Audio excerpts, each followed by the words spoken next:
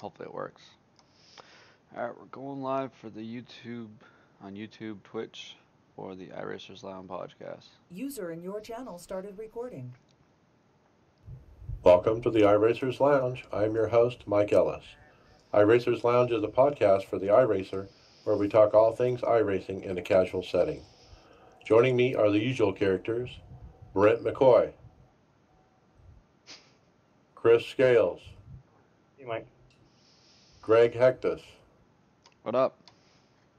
and Tony Groves. Good evening, fellas. Hey, welcome. Hey, thanks for showing up. Let's start out by reminding you that iRacers Lounge sponsors the ARCA series on Monday at the Old Bastards Racing League. And this time it was at the famed Tricky Triangle with Chris Monroe capturing his second pole award. Doug Conroe won the Hard Charger Award, gaining 23 spots.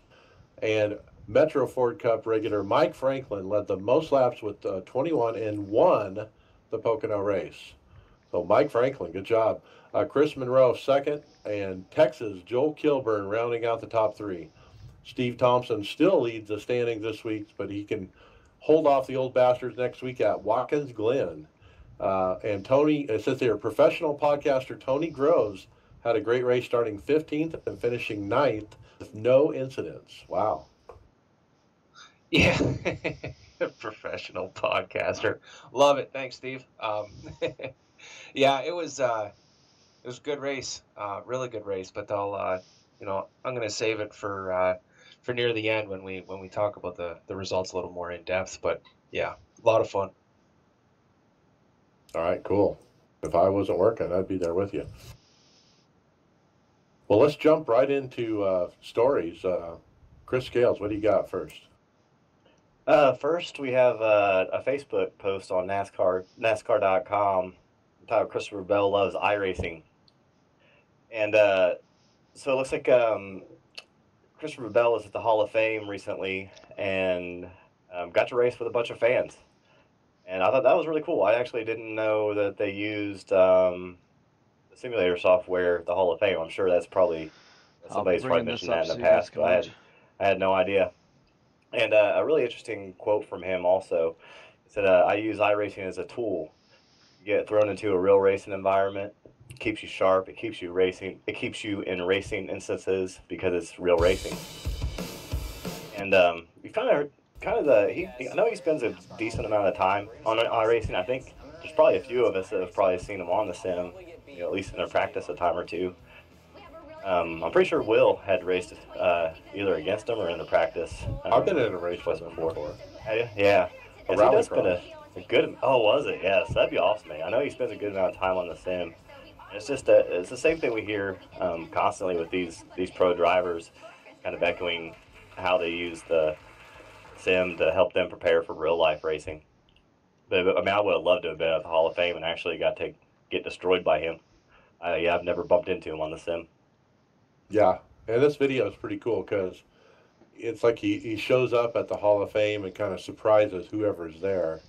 And they all get in the sims and race each other on iRacing. And at the end, at the video, it shows him talking to the other iRacers that are standing around that he raced against. And he actually, you see him fist bump a guy, oh man, you're fast, he said, or something like that. And so it was kind of neat seeing the chat in between the real drivers as they chatted after the real, the simulated race. And, he fits in. He's just like one of us. I mean, if you look at him, he doesn't look like a NASCAR driver. He looks like, a typical geek squad. He spends most of his time on the sim on dirt, doesn't he? And that usually what he doesn't. I haven't ever seen him on any actual NASCAR stuff. He does it on his own time. Dirt and rally, I think. But as usual, Christopher Bell out there praising iRacing more than anybody. And this was on Fox NASCAR, or NASCAR Fox, or whatever they call it. It's Fox's Facebook page. So. Now, near the beginning of the video, the lady they had there also said the winner of the race they were having was going to get 4 clubhouse passes. I'm not familiar. Do you know what a clubhouse pass is? That's something to do with the Charlotte Motor Speedway, I think, like a suite or something.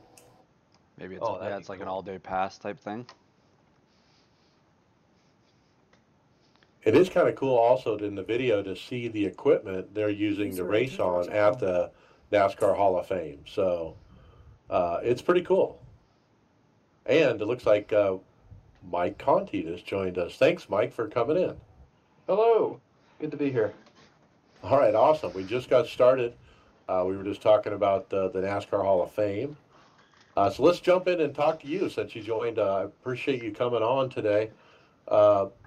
We want to go through some questions with you, and first of all, to learn about how you got involved in iRacing, and so when did you initially hear about iRacing? How did you initially find out about it? And I know you've been on since a long time, since 2009. Yeah, it's been a while. Kind of to start from the beginning. I started SimRacing at 5 years old on NASCAR 2002 with my dad. We'd work on setups together, and it was a good time for us to bond and do something that we both enjoyed, which was NASCAR racing.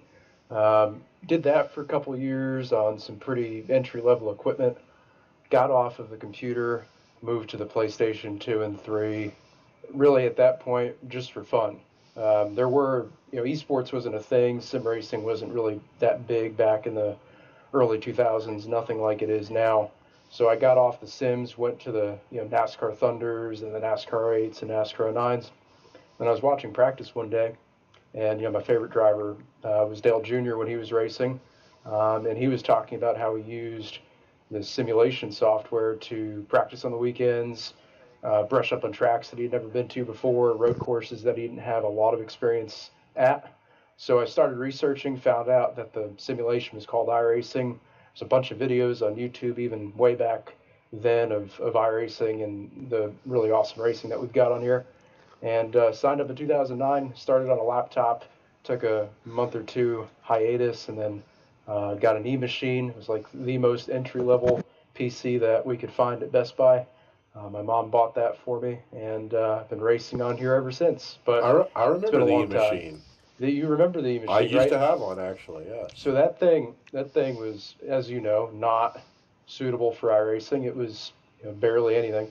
And we upgraded that thing as much as we could. I think at one point we stuffed a NVIDIA 580 or 570 in it, which the graphics card was pretty much as long as the case. So we kind of had to push the case out a little bit, beat on it, and we shoved that graphics card in there. That thing got me all the way to the Pro Series in 2011.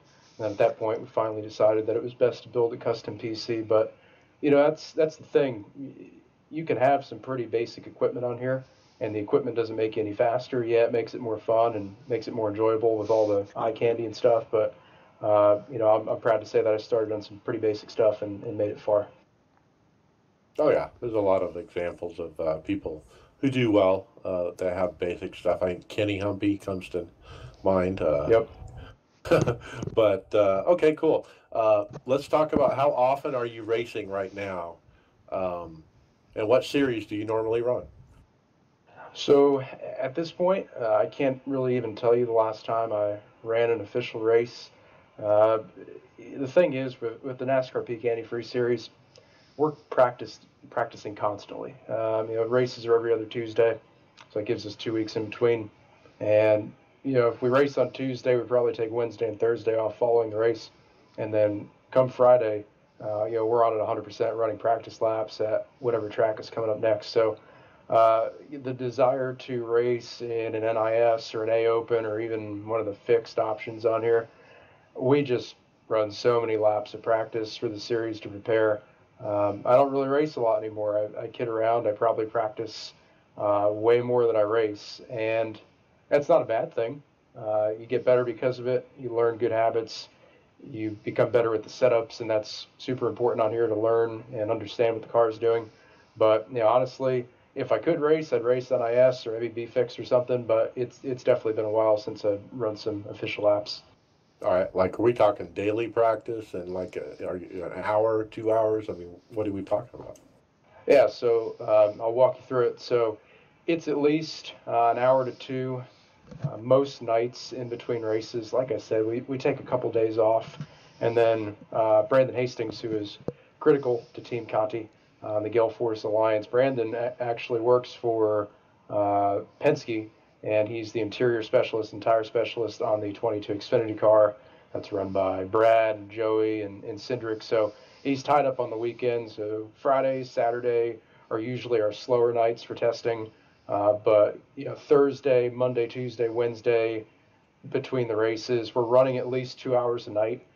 We find anything more than 2 hours, we start to get burned out, and we don't really get anywhere after that. So about 2 hours a night, and that's running practice laps, making changes to the car, running telemetry all the way through the session. So running telemetry, getting out of the car, looking at the graphs, looking at the charts, finding adjustments to make, making the adjustments in the garage, going out, rinse and repeat, if you will. So it's more than just driving for us. I know there's a lot of guys out there that just drive the cars and don't really set them up, but myself, Brandon, Nick Ottinger, we're all pretty handy around the garage. And I will say telemetry, although it takes a lot of time to interpret it and look through it, it's made us a better team because of the insight that it's given us into the setups in the cars. Right. Yeah, and looking at your stats, your overall oval winning percentage, 34%, one of the highest numbers we've ever seen on this podcast from special guests. But one thing that jumped out at me, Michael, is in 2018 that number jumped to 51% and that's a big number. So what's the change? I mean, because the previous years you were really pretty consistent with that number, and then it kind of went up the last couple. So I've actually got some pretty good reasoning for that, and I think this will resonate with a lot of people out there, especially the younger guys that are hungry and wanting to race every second they can. When I first got on here, and this has always been my mantra, I want to be able to race around people. I want to learn what other people do. I want to learn how I can pass people better, get runs set up, see what lines work. And when I first started on here, I seldom qualified.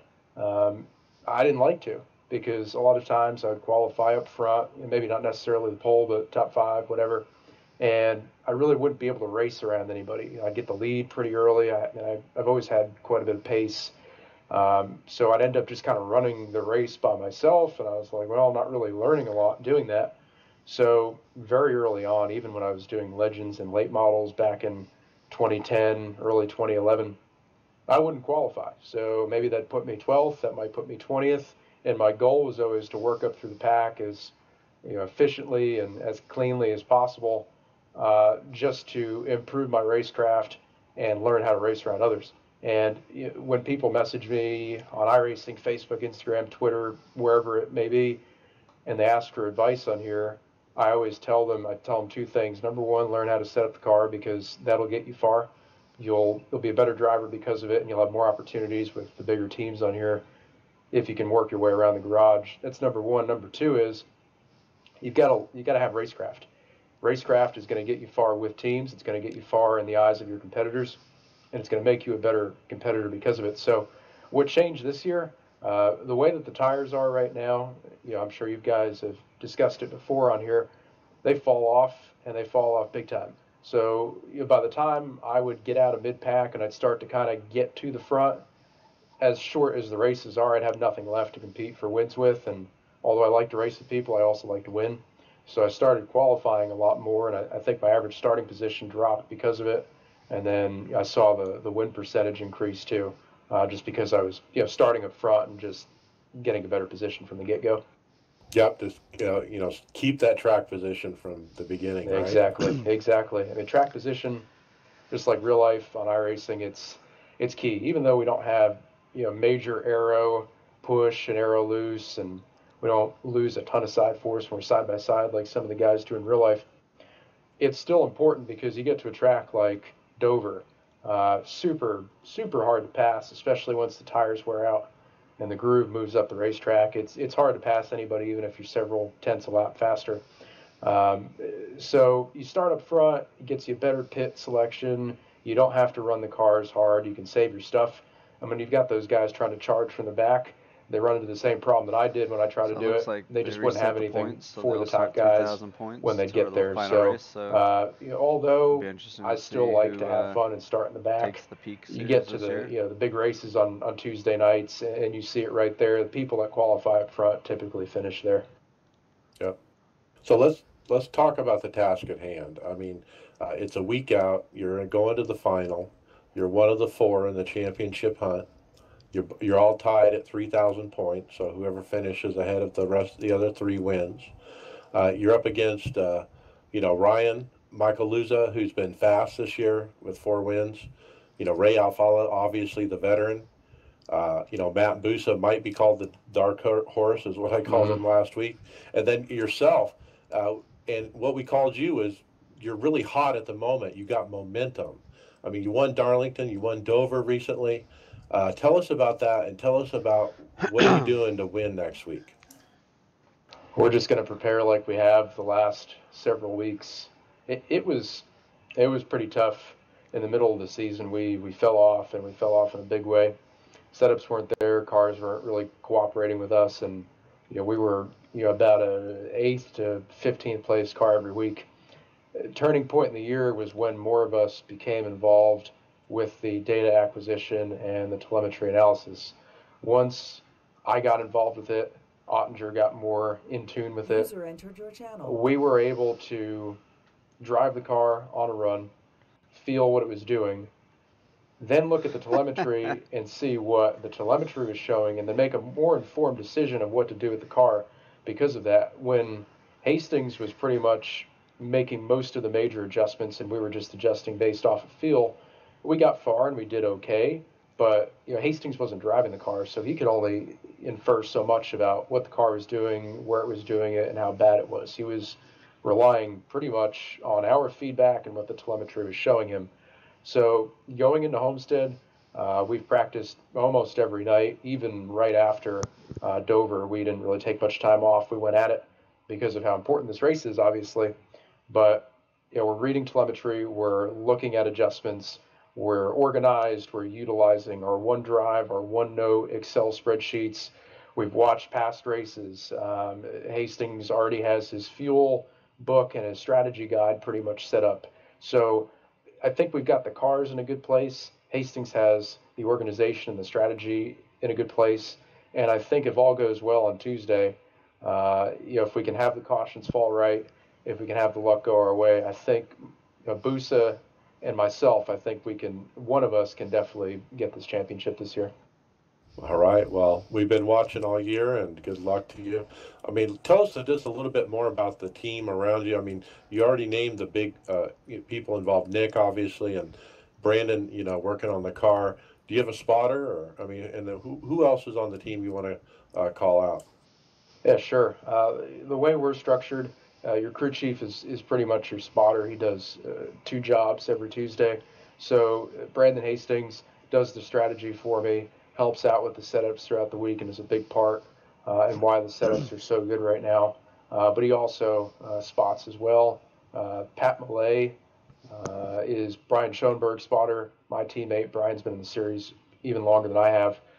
So I've got him by my side. And then we've got Busa. Busa works with a couple different guys over on Gale Force. And then Ottinger and Matt Holden are paired up as well. So we're a pretty small team still. I mean, we have a lot of people, but they're in the right places and they all pull their weight and we all work really well together. But outside of the team, people that made this happen this year, Richmond Raceway, they jumped on board and they put together the Chaos Crew, which is a bunch of competitors from the NASCAR Peak Antifreeze Series, and they even took a couple guys out of the Pro Series last year. They hooked us up with some really cool partners and Forefront and Kicker Audio and a bunch of other really cool guys. And we've had a great year, great first year for them. And it's really cool to see a bunch of new names like Forefront, like Kicker, like Looking for Larry, Paul Heyman, all of these different people that have never been in the series before.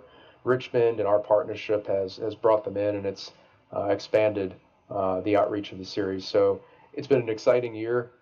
We've had our ups and downs, obviously. You guys have seen that. But like you said, Mike, we're hot right now. They've got the momentum. We're hitting on all cylinders. And, I'm super pumped about next Tuesday. I'm going to have a lot of people watching from work. from the Hendrick Automotive Group. We're going to have a bunch of people watching there. Friends and family are going to tune in. So I hope I can do them proud, and I hope I can bring home a second championship, because it's been a tough year. So to come back and win this championship, it probably mean even more than the first one back in 2014. Yep, keep that momentum. I think you're definitely your ace in the hole there for sure. All right, well, good luck. We'll be pulling for you. We've been known to bring luck to drivers who come on the podcast, by the way. That's good. Yeah. I'll take it. It's funny how we bring it to other people, but not us. Well, there you go. Tell us about your hardware setup that you currently have. We talked about your early setup, but what are you running right now? How many monitors? You on VR? What's your pedals and your wheel? So the setup is pretty much the same from when we custom built it back in 2011. So there's a lot of older stuff here. So 3 monitors mounted to an Abuto, which was part of a deal with Mike Main several years back when he was a sponsor. Mike Main, awesome guy. Main Performance PC, awesome company. So he hooked me up with the Abuto. Have 3 screens. 2 of them are still original to 2011. The third actually went out a few months ago. So I've got a replacement on there, but it's still used and it's still pretty old. Stock G27, no adjustments, no mods to that. I'm utilizing the H-pattern shifter. I like to keep it as authentic as possible. So H-pattern shifter, not paddles for the Cup cars. And then as far as the computer goes, same motherboard as what we had in it back in 2011, same Intel i5 processor. I've got a 780 NVIDIA graphics card in there, which is a few years old, a decent amount of memory and a decent hard drive too. So, obviously it's way better than the old E-machine was back when I started, and the laptop for that matter. But it's nothing fancy. It's not motion. It's not VR. It's not a crazy expensive direct drive wheel or load cell pedals. All that stuff is great, and if somebody gave it to me, I would gladly take it. But it's a cost-effective setup, and it produces speed, and I'm comfortable with it. So, I pretty much stuck with it. And barring any failures to any of the components, I don't see myself changing it anytime soon. It's been pretty good to me. Okay, cool. Let's talk about the final question. Your most memorable iRacing moment. I know the answer might change next week, but as of today, what is your most memorable iRacing moment? So it's actually, it's probably not going to sound like that big a deal to you guys and the people watching, but I think it was 2011. I was going for pro that year, and the way you went for pro is you've got 4 seasons in iRacing, obviously. So back then, iRacing took the top 12 from each of the first 3 seasons of the Class A Open Series, and they promoted those 36 guys into the Pro Series in the fall, and then you ran to get into the Peak Series at the time. So I'm running for Pro the first season it's available in 2011, doing pretty well points-wise. We get to Pocono, and it just so happens that Dale Jr. is actually running for Pro that season as well. He had fallen out after 2010, I guess it was, and he was trying to get back into it. So we roll around to Pocono. Car's pretty good, and at the time I'm, 13, 14 years old. I mean, I'm really young at that point. So we get into the Pocono server. It's top split. I'm in there, and Dale's in the same race. I'm like, oh man, this is so cool. This is why I signed up for this. We got to race around each other the whole race. Green flag pit stops rolled around. I actually passed him getting on to pit road, got off a pit road in front of him and drove away from him at the end of the race. And, even though I didn't really, battle with him side by side for multiple laps, or didn't even really talk to him after the race beside maybe a good job in the chat, it was just so cool at the time, and it'd still be cool today if I got to. It was just so cool to race against the same guy that I idolized in real life. And you don't get that opportunity with other sports. You go on Madden and you're probably not going to find your favorite football player. Same thing with baseball or tennis, hockey, your sport of choice. You're not going to go on that sports sim and race against the top guys in real life. That's the difference with iRacing. You can race against your favorite driver, Chase Briscoe, Ty Majeski, Allmendinger, William Byron, obviously big deal there. That's where he came from here. So to race against Dale, to beat him that early on in my career on iRacing, it was really a big moment, and I still remember it vividly to this day. All right. Well, that's a very good, memorable moment, and hope you're able to go to the Homestead race and down in Florida and collect the winnings for winning next week. So good luck to you.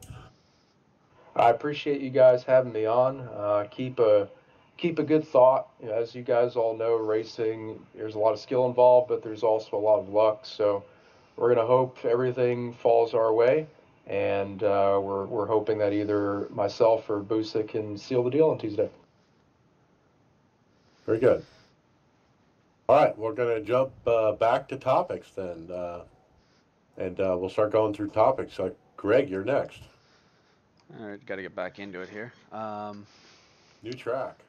So the new track, I just got to get down here. So they were, Greg Hill tweeted out the Chili Bowl for the 2019, an image of on his computer of it, them looking through the rendering of it, and they started doing the 3D model of it, and it looks like it's coming along really nicely. I got it up here on the screen, and it looks really nice to see all the detail that's going to be in there. I wonder what it's going to sound like driving at that track because of the acoustics and that type of venue. What do you guys think of the image of it?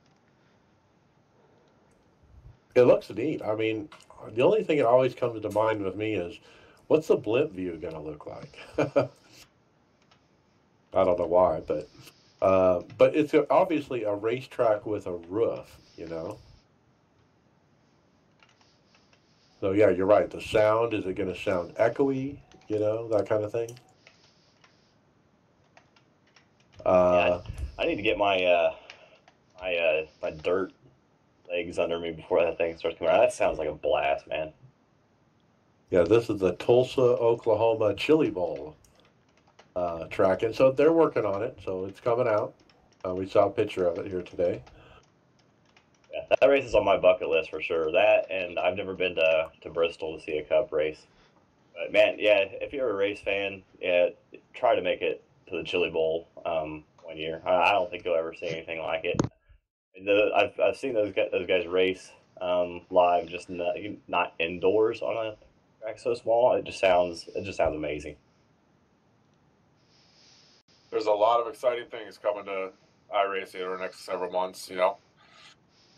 Yeah, for sure. Yeah, as much as we gripe and complain, I mean, God, man, yeah, they keep bringing it out, you know, over a decade.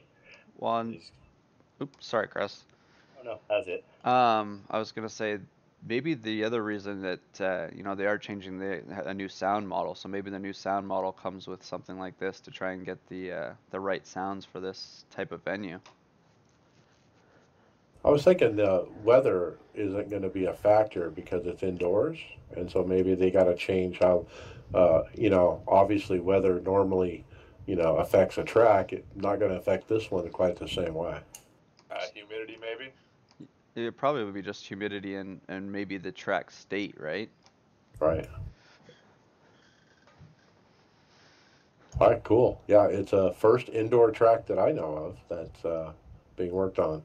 All right, Tony Groves, what do you got next? Chase Briscoe. Yeah. It's up on the Twitter. Oh, actually, I'm sorry, we missed one. It was the video from Dover.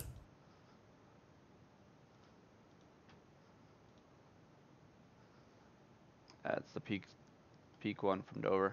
Oh, yeah, the peak video from Dover. Yeah, they done it up kind of like a remix style, and you know, I particularly like the video, you know, the video editing and stuff like that they put in this, made it look like extremely professional, kind of like what you'd see the you know, the NASCAR in 15. They throw that up on the NASCAR site every week. Like a highlights video or a radioactive where they do the radio stuff. Right. Now, music aside, I didn't really care for the music, but you know, whatever. That was you know, minor. But what I would really like, I think it would add so much, is to have some of the in-car radio from the drivers as they're going around. You can hear some of the stuff, kind of like what they kind of emulate what they put up on the NASCAR site for the real races. Yeah.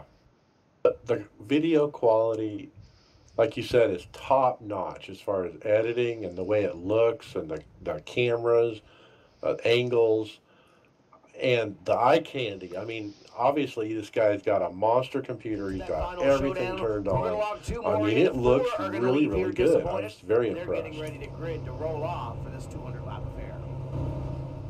And what I was thinking is these guys could edit anything and make it look good, because that's the kind of editors we're talking about. I mean, they really are top quality, and they make this racing action look really interesting and fun to watch.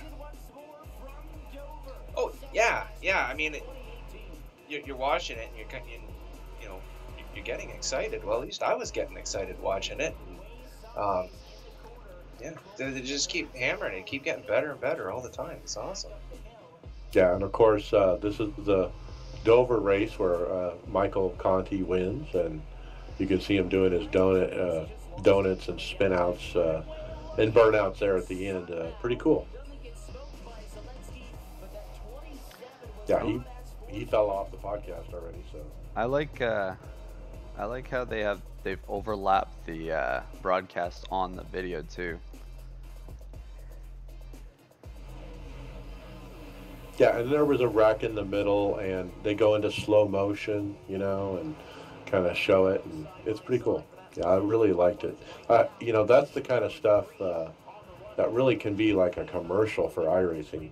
Now, how do we get it off of YouTube and get it into people's faces that don't do iRacing? That's what they need to do. And the way that they got it done is it looks so real anyway, so you can use it anywhere, and people would think it may be real.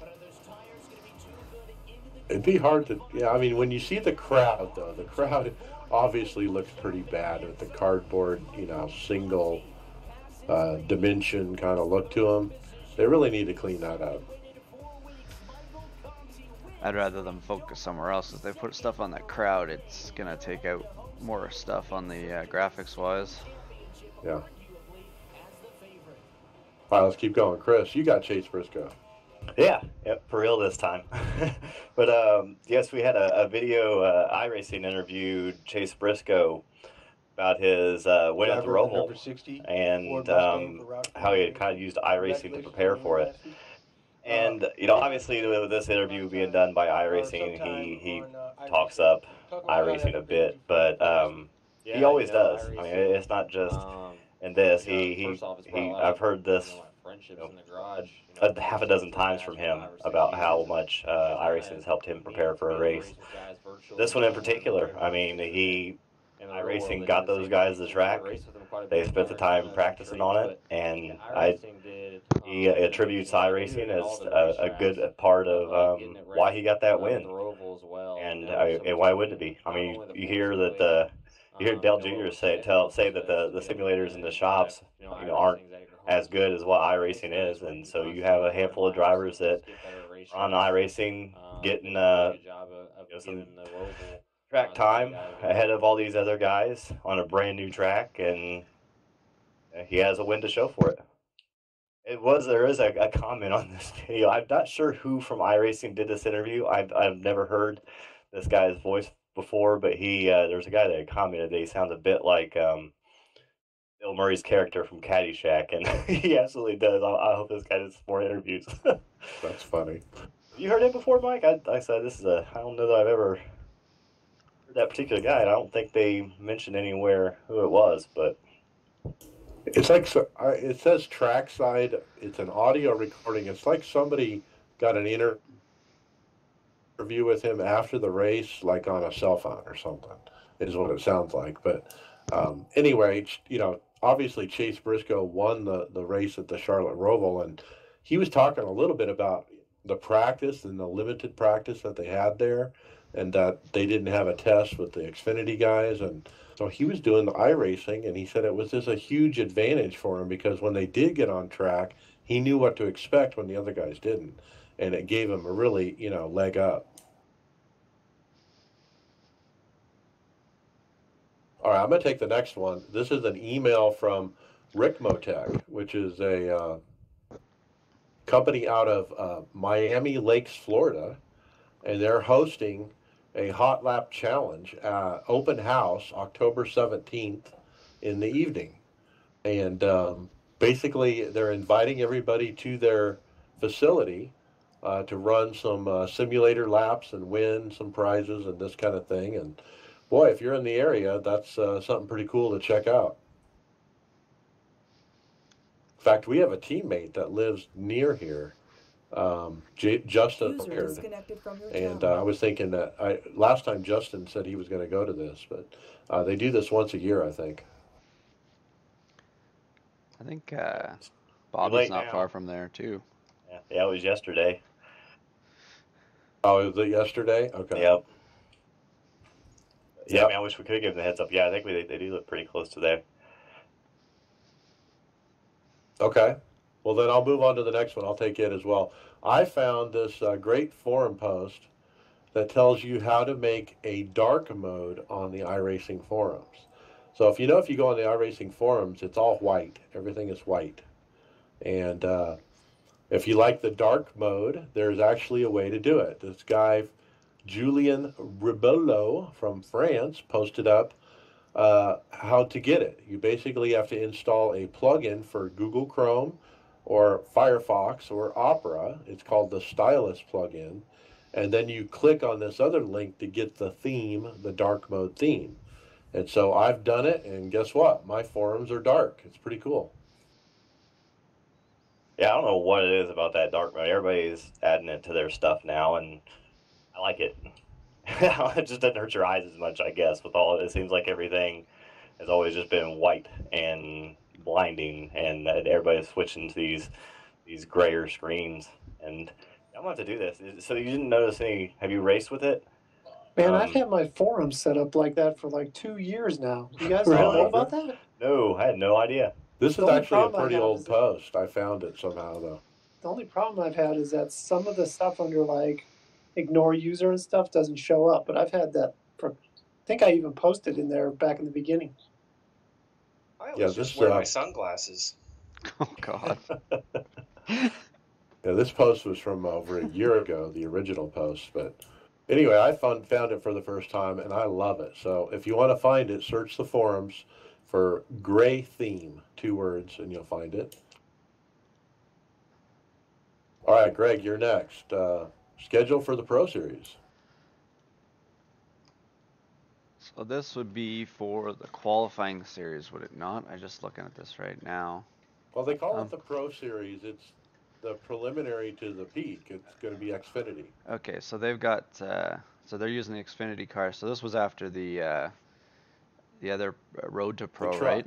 Yeah, that we were using the Road Pro. So I've got it up on the screen here, but it shows the schedule for starting in November, November 7th. Looks like they're Wednesday night it's 2 o'clock Greenwich Mean Time. So what is that? Our time. Probably 9 p.m. Eastern. 9 p.m. Eastern. Okay. So it starts on November 7th and goes that would make it Tuesday, right? Well, it's showing. Well, it's got 2 different dates here. It's got November 6th and then November 7th if you look at the other side. So I don't know why. Oh, okay, that's why it's Tuesday. Okay, it's the Greenwich Mean Time. Stuff, yeah. Okay, I see now. So it'll be Tuesday our time, Wednesday their time. Right. Yeah, there we go. So there's 8 races. It looks like they're going to start at Daytona, go to Atlanta, then Richmond, Dover, Charlotte, Lucas Oil Raceway, Darlington, and then finishing it up at Homestead in January, the end of January. So it looks like it's every week. It's Tuesday nights, but they skip Christmas and all that. Oh, okay, yeah, it does have a gap. It looks like a 2-week gap.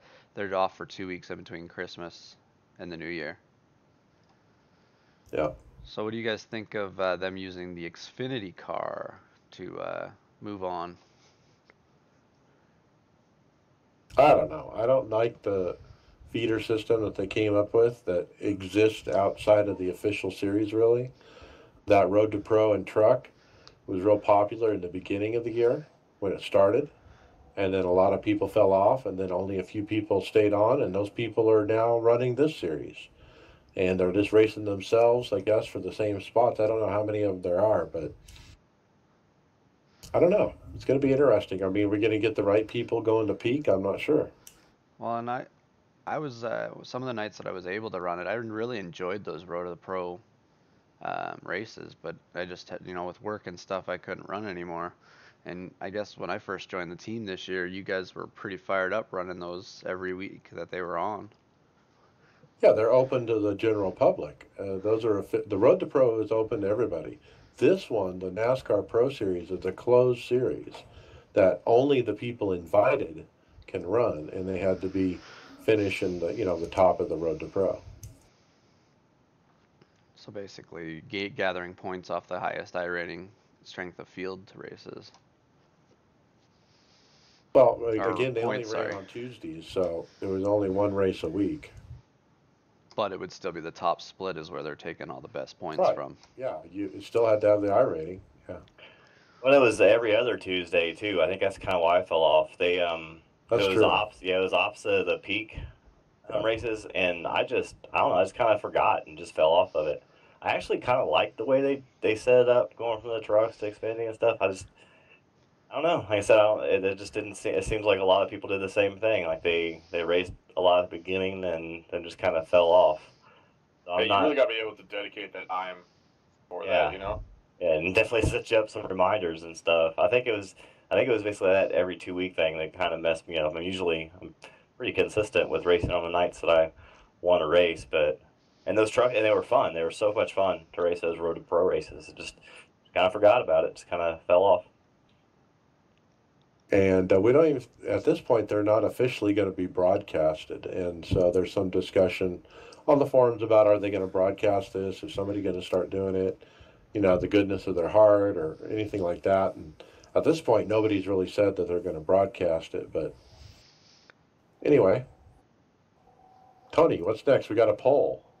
We do. I think it's been a week or two since we've talked about a poll, so now it's time. Well, somebody on the forums, and if I had the link open, well, they're wondering who all's using motion rigs, and it's Alexander Asner that's asking a question. He's just curious, who's all using them, and to me it wasn't all that surprising, but only about 13% out of 284 votes said yes, they're using motion rigs. Everyone else is, stationary one way or the other. There's a couple of pretty funny comments, guys. The rolling office chair, does that count as a motion rig? If that did, I think that number would be certainly a lot higher. That's a high number, I thought. 13%? I was expecting lower than that. I was expecting maybe 5%. Well, the one thing with this is it's a hobby, so a lot of people will invest a lot of money into it because it's being a hobby. Like if you listen when we were talking there with Conti, he had a low budget set up to start off with, and when he got serious about it, he upgraded and he's got a good setup now. It's the same with me. When I first started, I had low budget, but when I came back, it's I wanted more top of the line stuff when I came back into the hobby. I didn't want to go back to what it is. So maybe a lot more people are investing because motion rigs are a lot more easy to come by nowadays too, right? Like there's so many of them on the market. Well, Conti's still low budget from what he was saying about his rig, so he kind of proved that you don't need this stuff. But I'm with Mike. I was kind of surprised that it was that high. I think there's probably some trolls on here that were saying they have when they don't. Yeah. Because I would expect something a lot lower too. But just like Greg said, I mean, if I had the money, I'd have no problem spending it because just like you said, it's a hobby, and as much time as I spend on here, that's kind of have to look at it too. If you spend hundreds of hours a year on something, and you take that divided by how much you spend on it, is it worth it? And so it would be. It's just I don't know. Like, I really don't think that many people have these expensive rigs. But Well, who knows? There's also those guys that we see a lot of short track racers on the sim. So that costs way more money than a motion rig. So if you retire from that, what's spending $4,000 on your iRacing setup? if you're a motion manufacturer and you're trying to figure out what can the market bear, remember we heard a number recently of I think 70,000 active iRacers, and so 13% of that's about 10,000, and so that's 10,000 people that have motion rigs already. And then how many people are considering motion rigs on top of that? It's got to be another 13%, and so there's a huge potential here for these manufacturers actually. It looks like a nice market. They need to get because some of them are still way priced out of a range that's acceptable for someone to first purchase on doing something like that, especially without being able to you can't even what to expect from a wheel and pedals and stuff like that, like for $400 to $1,000. But if you got you're spending like $4,000, you got no way of testing a motion rig unless they have them set up at like these sim expos and things like that. Pretty cool. Okay, Chris, you're up next. Sim Racing Expo highlights. Yeah. Speaking of SimRacing Expo, that's where you could have went and tested out one of these rigs. But what does ADAX stand for? So ADAX SimRacing Expo. I don't know. I think that might be a sponsor name, to tell you the truth. I was trying to figure that out too. Yeah. Well, that's their Facebook page. That's ADAC SimRacing Expo. That stands for something. Yeah, it must have just been. Yeah, I'm guessing a sponsor, and this Facebook page was set up specifically for the expo. But it's definitely worth checking out the page because they did make a nice little 3-minute video that kind of catches you up on and what was going on with the racing that was going on. And so it really is a highlight of the race that occurred there. Yeah, and I kind of went through their the page a little bit to try to find some other videos, and there are some other ones that kind of show more of the show floor, and that's kind of what I was interested in. I don't really follow most of these guys that were running those races.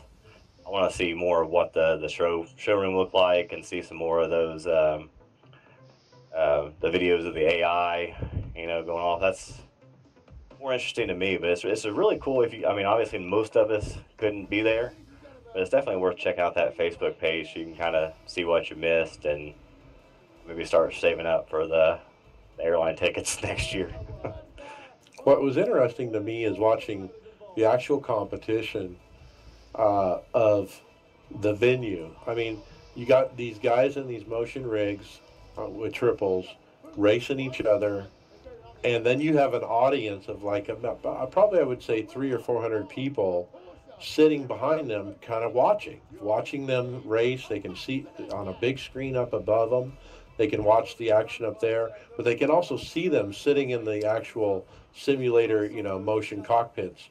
And at the end of the race, whoever's, in the lead, their racing teammates would come up behind the simulator and get ready to cheer. And as he crosses the checker flag, they start yelling and jumping up and down. And, it's kind of a neat atmosphere that, usually a simulated race is a very lonely aspect. You're in a room by yourself, and physically there's no other people around you. This is a much different atmosphere, and that's really what intrigued me about the video.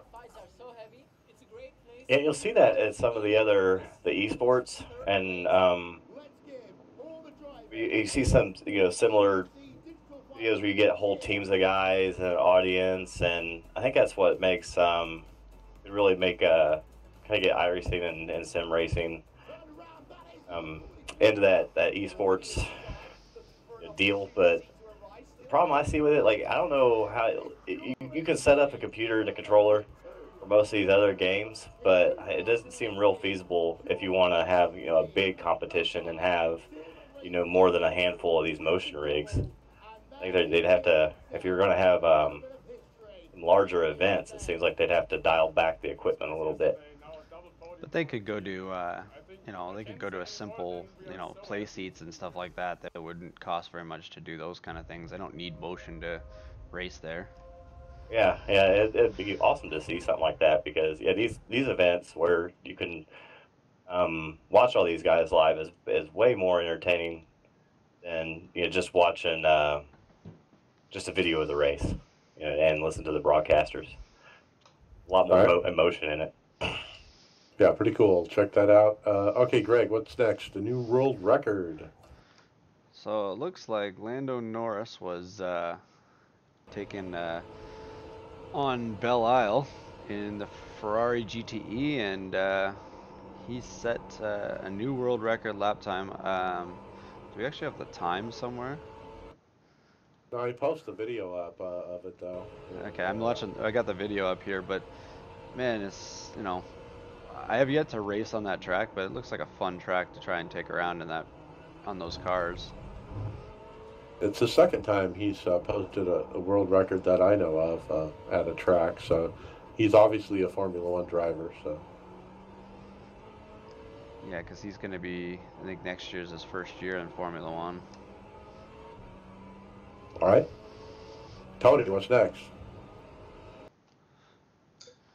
Yeah, this is a really interesting article. So apparently the president of the German Motorsport Association has recently established sim racing as an official motorsport discipline, and they'll offer support to competitive sim racing in hopes of bridging the gap between traditional and esports competition. I guess it just got real. That In that Germany, I guess. yeah. They're really seeing the value, especially in the like education department of using the Sims. I mean, it's something we've been seeing for a long time and continually discuss. But kind of it's kind of like the official stamp, at least for this part of it, trying to bring the two worlds together. There's not a lot of information here, but it did make worldwide headlines, but it doesn't have a lot of information besides what you just said. So we'll have to get more about what that really means. How do we get some of that cool stuff over here? Why is all this stuff in Germany? I don't remember the last time I raced against anybody German on the sim. Why are they getting all this cool stuff? I actually got a guy today did a shout out from Germany on my race this afternoon. He started following me on Twitch, and he was from Germany, and he was in the chat and everything. So I think over there in Europe, they take their motorsports really, really seriously, and they put a lot of funding into it. Whereas, we only have a couple disciplines here, whereas over in Europe, they have all kinds of different things that they race, and they put a lot of money into it. Yeah, that's a good point too. The reason I'm probably not bumping into many Germans is because I'm racing mostly NASCAR stuff. Right. If you're doing mostly stock car racing, you're not gonna race against a whole lot of Europeans. Well, Okay. I mean, if you look at it this way, I mean, technically they're already doing it over here. It's just there hasn't been an article with like an official stamp put on it saying yes, this is what we're doing. But they really are doing it. I mean. The Roval, for instance, we were just talking about it, using that as the learning tool to be able to go race the Roval, and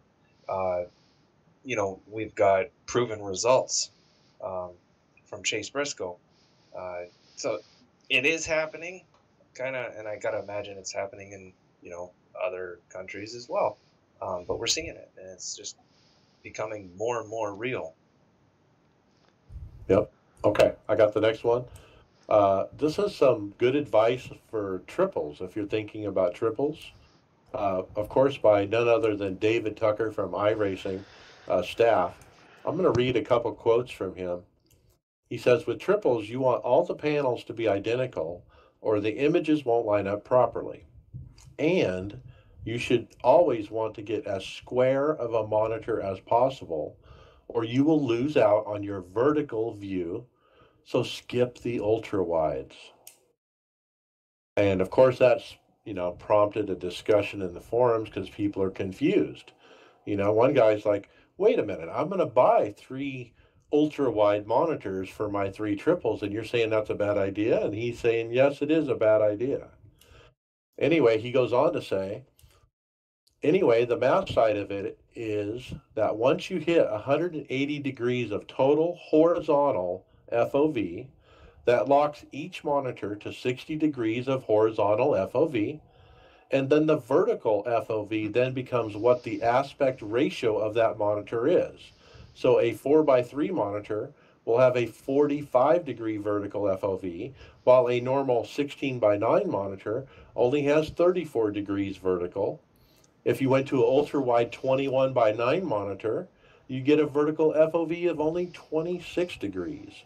And so every time you go to a wider monitor in a triple situation, you're basically lowering your chance of seeing the dash. You're getting a much narrower view vertically.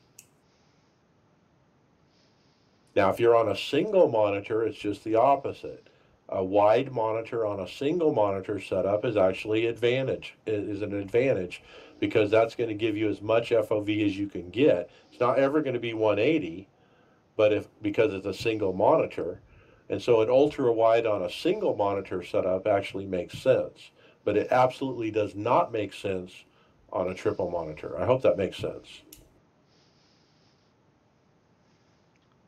It's good knowledge to know though, because a lot of people, there's still people investing in adding triples, and the best way to go about it, and everybody's got an opinion on what the best one to go. And if this is someone from the staff saying this is the easiest way to get it to look the way you want, I would take it as like the Bible kind of thing.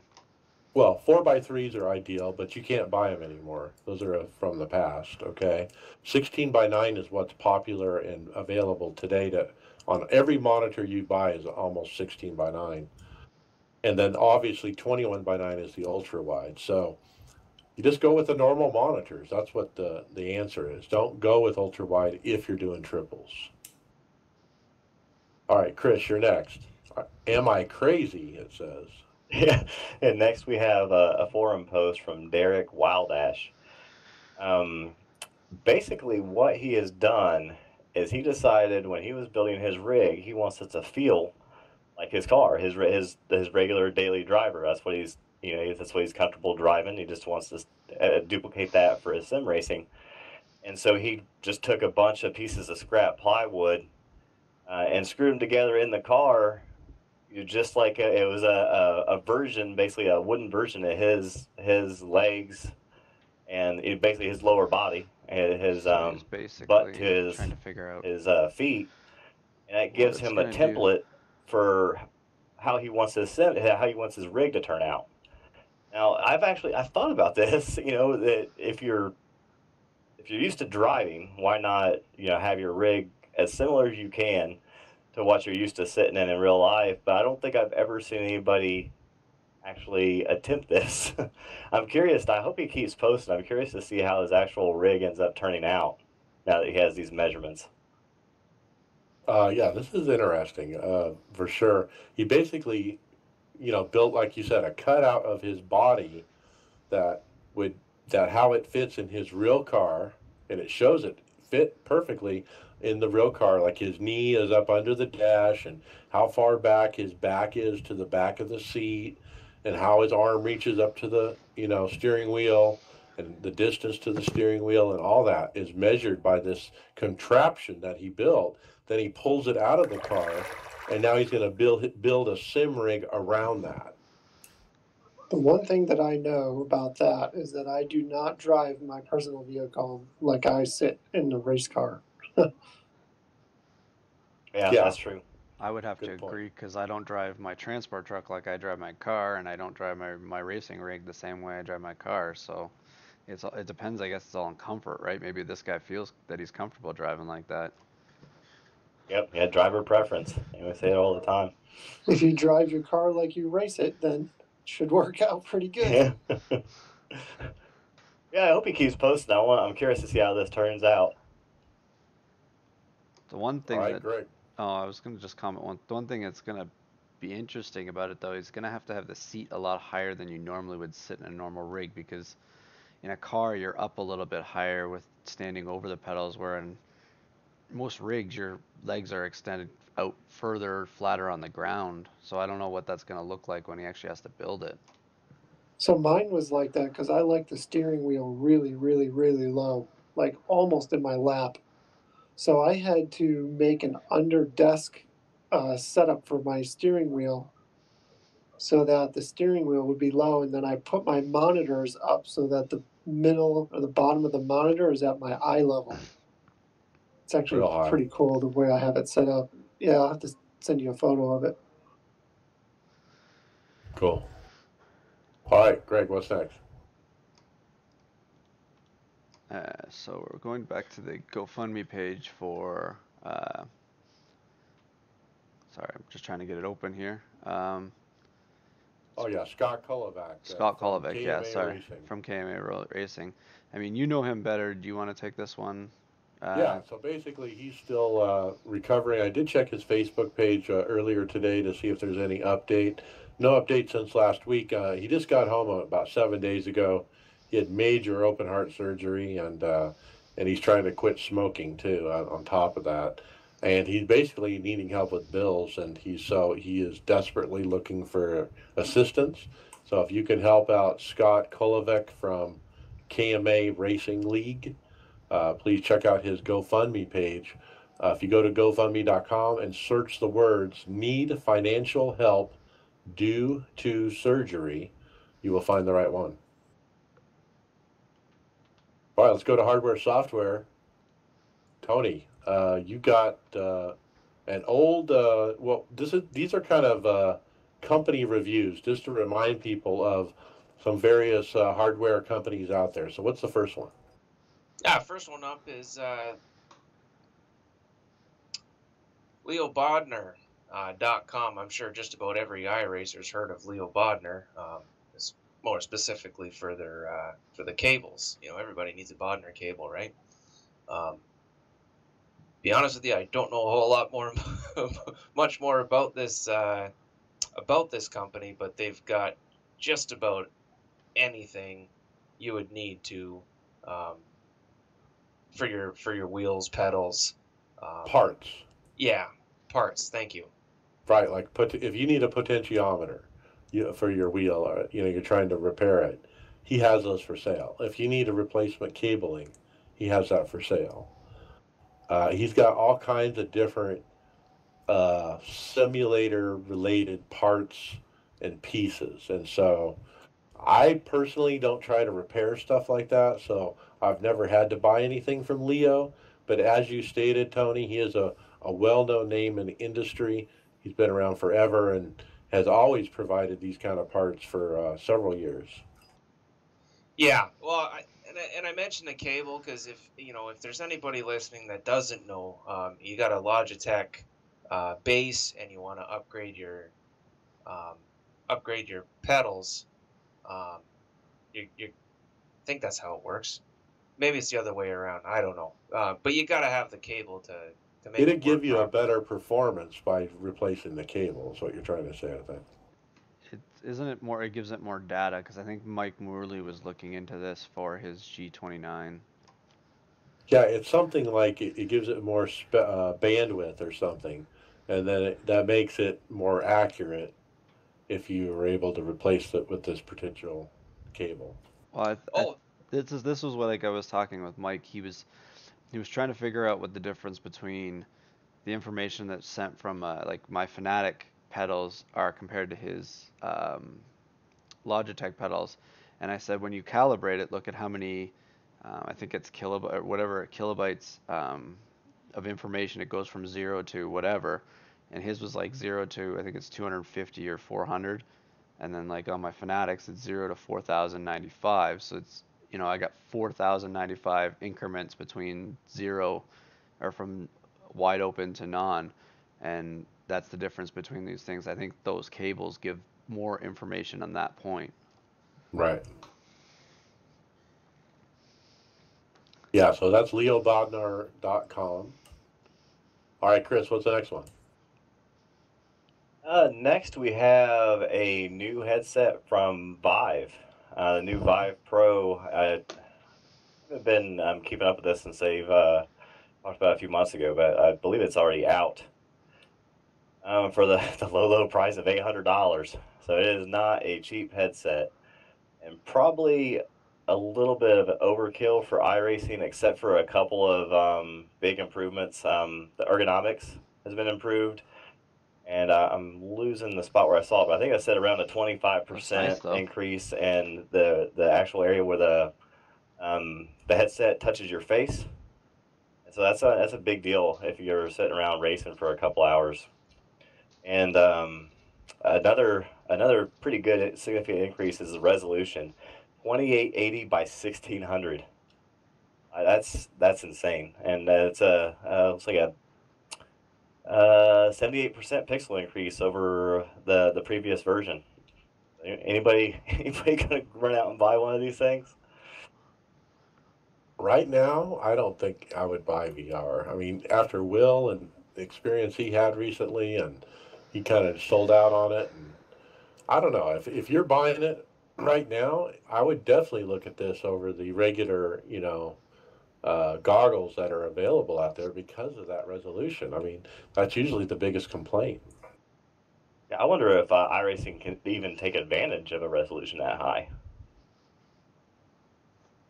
Well, I haven't seen specifics of people using this yet in iRacing, like on the forums. But anyway, yeah, $800. So yeah, so 2880 by 60. I'm assuming that's 1440 by per eye. Yeah, right? per eye. Yeah, but yeah, that is sharp. And everything, it appears it's wireless. I mean, you're not plugging in an HDMI to it. So I don't know how that works, but It needs a wireless adapter. okay.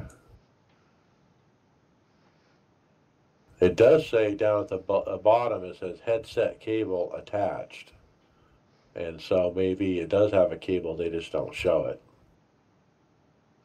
Because it says the Vive Pro HMD does not include controller, base stations, or Vive wireless adapter. Uh-huh. All right, cool. All right, Greg, you want to take the next one? I think it was main performance. Yeah, we jumped one past here. So main performance. Looks like Michael Main's offering a $100 promo code for iRacing members looking for VR-ready PCs. So you can head over to Main Performance, and I guess if you're looking at building a PC dedicated for VR, they'll give you got a $100 promo code here to get off on building your own PC. So I don't know. I know, Mike, you're talking about buying a PC. Are you looking at getting someone to build it, or are you going to build it yourself? I don't know. I'm really on the fence on that. There's some really good pricing out there by some certain people that is very attractive, and it's almost the same as if I built it myself. So why not let somebody else build it for the same price? So I'm thinking about that. But yeah, this is not a bad, promo if you're looking to buy a computer from Michael Main. The promo code is RTX2000 at mainperformancepc.com. This is actually where I bought my computer from, through Michael. And I will say this, if you're just looking, if you're pretty much computer lacking in knowledge like I was, you're not going to hurt yourself by going through this gentleman. He'll answer any questions you have. I actually called him up one night, late at night, and he answered the phone right away and was able to help me out with some questions that I have. And everything was always quick and fast, so I highly recommend him. He is going to be building the computers for my company of 180 something people. Oh, nice. Like a business order, huh? Yep, we made a business order with him. That's Cool. awesome, because that's good for Yeah, business. there you go. Yeah, I bought my pedals from Michael Main and my cockpit. So I bought both of my huge sim purchases from this gentleman as well. He definitely can be trusted. So check it out. We go through computers every 3 years, so. We're going to skip the rest of hardware in the interest of time. Let's get to results. Let's finish up Talladega. Thursday fixed.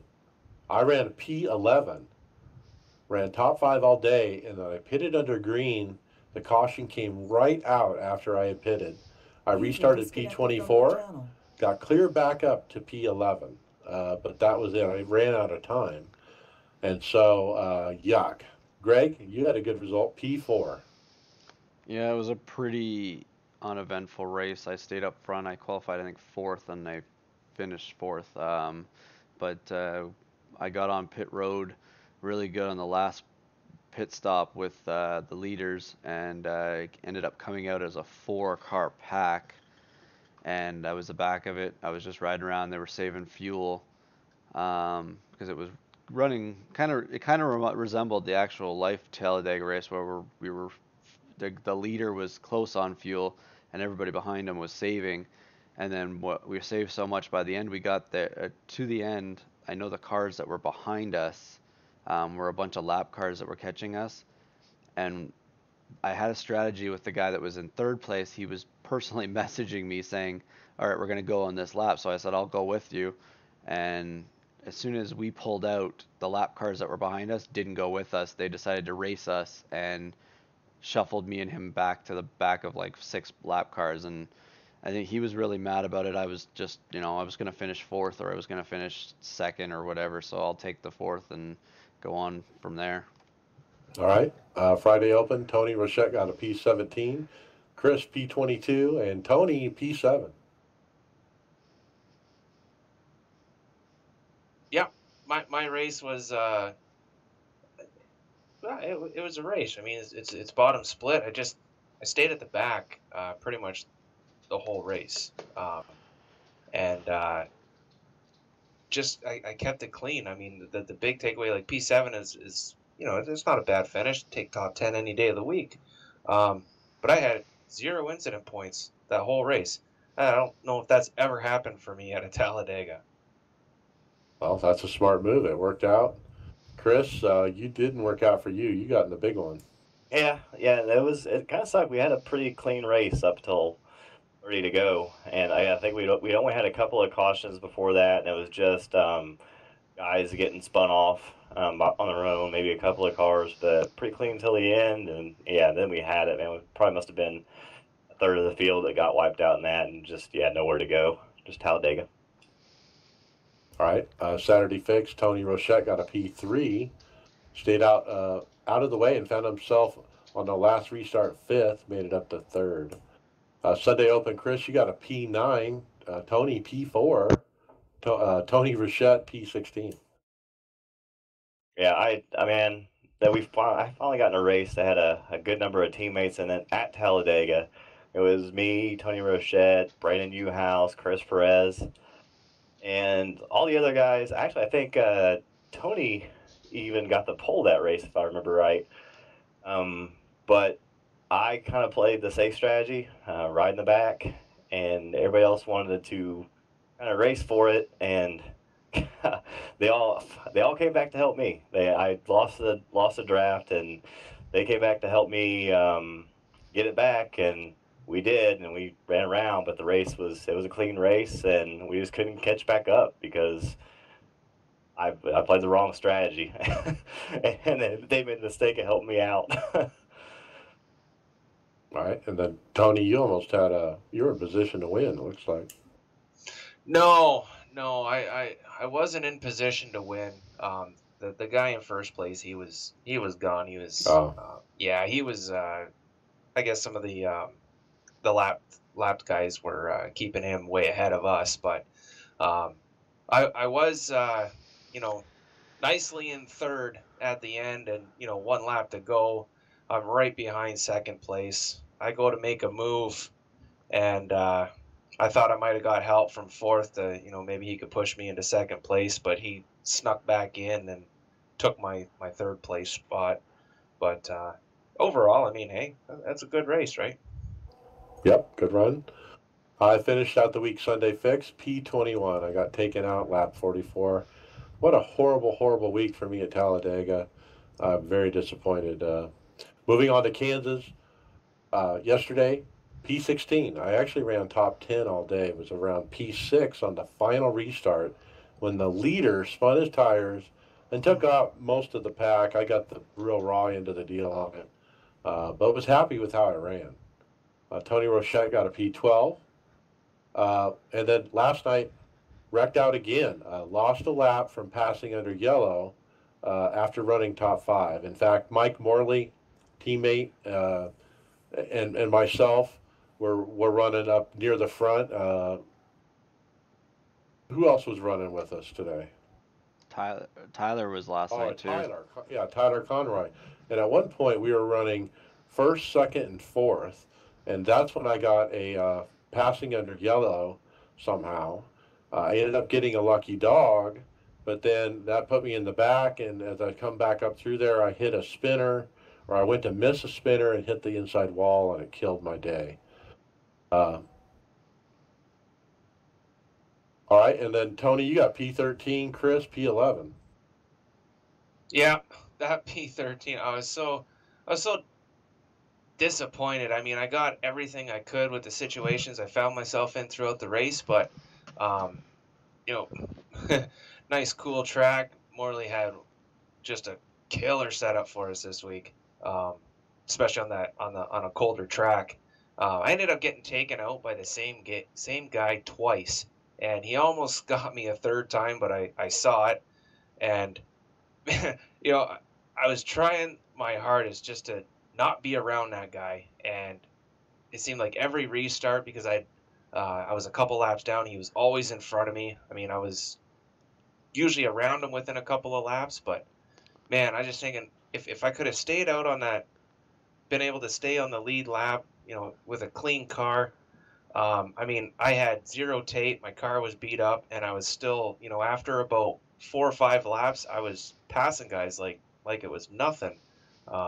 Just a bummer the way the beginning of the race kind of played out for me, but oh well.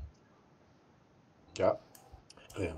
And my P11 was pretty disappointing, kind of same as Tony's. We had a terrible race. We could not run probably more than 3 to 5 laps, it seemed like, before we had a caution. And it was just one after another, and yeah, the car was all beat up by the end of the race, and was still pretty quick. I mean, Morley has been dumping a lot of time into our sets, and yeah, another good one this week. I mean, that thing was just wicked fast on the outside after a few laps. But it was a cold track, and that made the difference too. Yeah, that helped a ton. Yeah, that is definitely a good set for a cold track.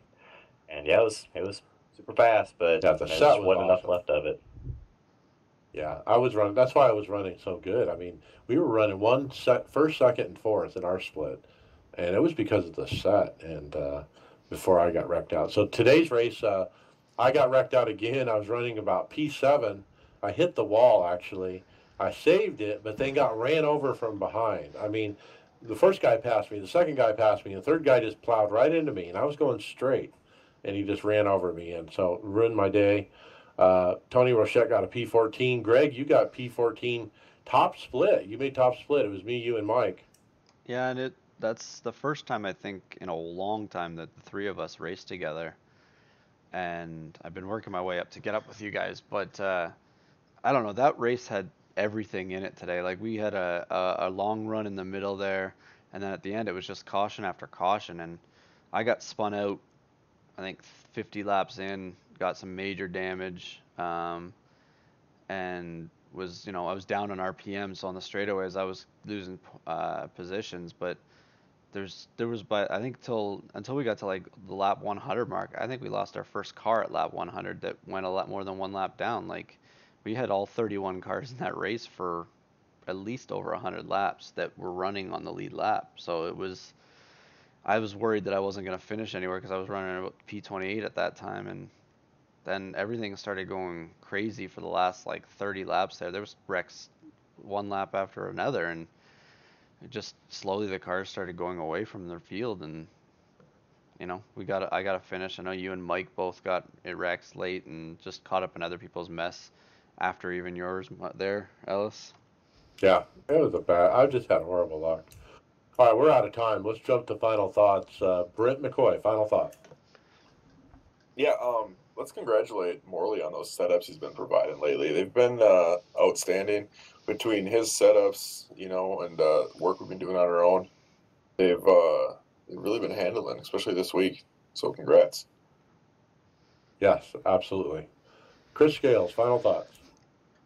Hey, it's looking forward to some more time at Kansas. I mean, I love that track. I love running that high line. And so hoping to get some decent race time this weekend. All right. And Greg Hector, final thoughts. I'm just excited starting a new job next week, so I will be around racing a lot more with you guys at nighttime. I finally got, after 7 years of working at nights, I will be back on a day shift. You know, I'll be on streaming more. Anybody that's listening to this, as like later on, we do have the YouTube page back up and running. I've taken that over for all these podcasts when I'm around. So hopefully that goes a lot better. I know, Mike, when you do your final thoughts there, I don't know if you want to talk about the position that we're looking for here, but anybody that wants to follow me can follow me at twitch.tv/frozencactus, frozen with 2 O's, cactus with 2 K's, and hope to see everybody on the track. All right, cool. Tony Gross, final thoughts. Yep, my final thought this week is just a huge shout out to the Old Bastards Racing League. I've only I think I've done about 5 races now, and these guys are top notch guys to race with. They're fun to chat with. They're even more fun to race with, and the amount that I'm learning, which is the whole reason why I wanted to jump in with these guys. They're boosting my confidence, and man, am I ever taking in a lot. They're so willing to help you out when you're having a hard time. Good bunch of guys. Thank you. All right. Yeah. OBRL.net. Check those guys out. All right. My final thought is Talladega was a bust, man. I went in there looking for a win, and man, I just had horrible luck. I actually did run well, but I got caught up in crap. And the luck is transferred on to Kansas, and I just can't shake it. It's just bad. As Greg alluded to, we're looking for a new team member at Tifosi Racing that specializes in social media manager is what we're looking for. Somebody to manage social media for the podcast and the team and race with us in a NIS. And so if you fit that model, hit us up and let us know. We're interested in that. We're also looking for somebody to get involved with content production as far as the podcast goes, working on the script, helping us gather topics, helping us clean them up and make them easy to read. So if you're interested, hit us up. And with that, we'll see you later. User in your channel stopped recording. Okay, clear. Title idea? Something about Connie for sure. I came up with Conti to challenge. That works. All right. Yeah, we'll that go sounds with pretty it. good. All right. Well, we're running late, but we ran over about 7 minutes, but that's okay. But I got to jump because I got to get ready for the next race. All right, we're out for the podcast. Thanks for Thanks for coming. showing out, guys, and we'll see you next week.